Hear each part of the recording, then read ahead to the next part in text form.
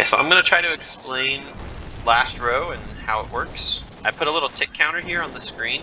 It's operating on a 6-tick cycle because last row is a 6-tick cycle. You'll notice that the ticks, the lightning will spawn 3 ticks. I don't know if it's going to spawn on 1, 2, 3 on the tick counter. That would be nice, but it might not. It might spawn on 4, 5, 6 or 2, 3, 4.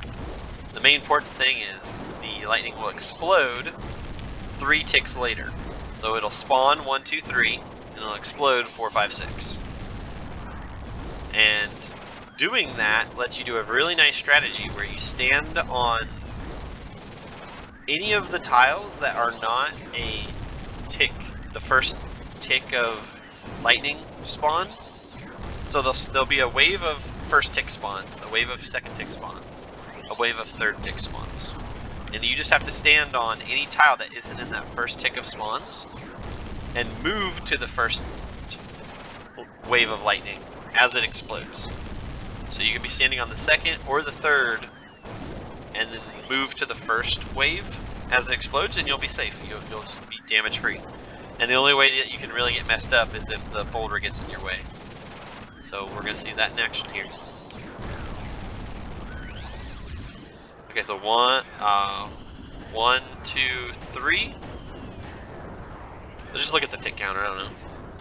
There's a wave done. New wave coming.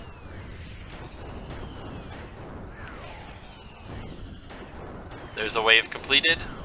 New wave. Wave completed. New wave. So it looks like the first one's spawning on 3. Yeah, the new wave is spawning on 3. But you can see the 6-tick cycle happening. Notice how the first wave spawns on 3, and as soon as it explodes, you want to move on to that first. So let me actually try to operate exactly like that. You don't have to use that every time, but it's a nice way to think about last row. I'll try to always move on to the first wave of lightning explosions.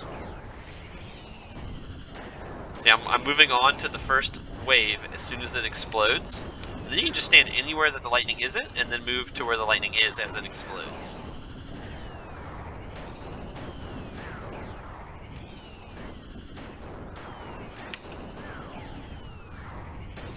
Oh, I moved 1 tick late there.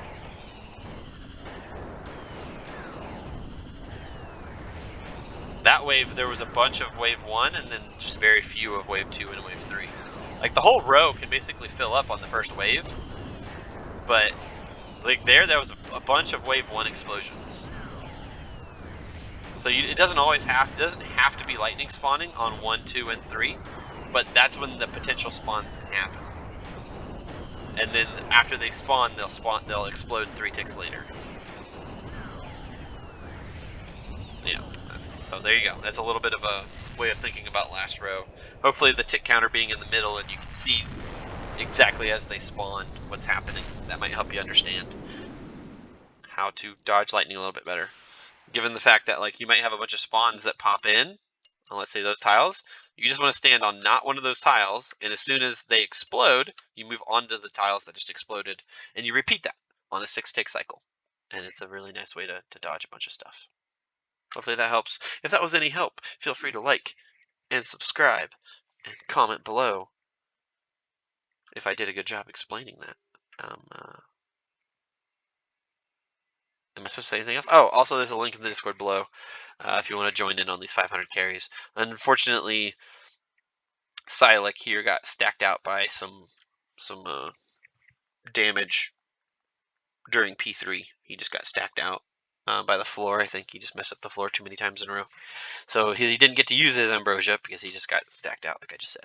But yeah, feel free to join the Discord, and I can try to get you this many ambrosia. And as long as you're proficient with insanity, we should be able to get you the kill. It's just if you're not good at the wave skipping, sometimes you can get stacked out pretty quickly, which is unfortunate because Mr. Silac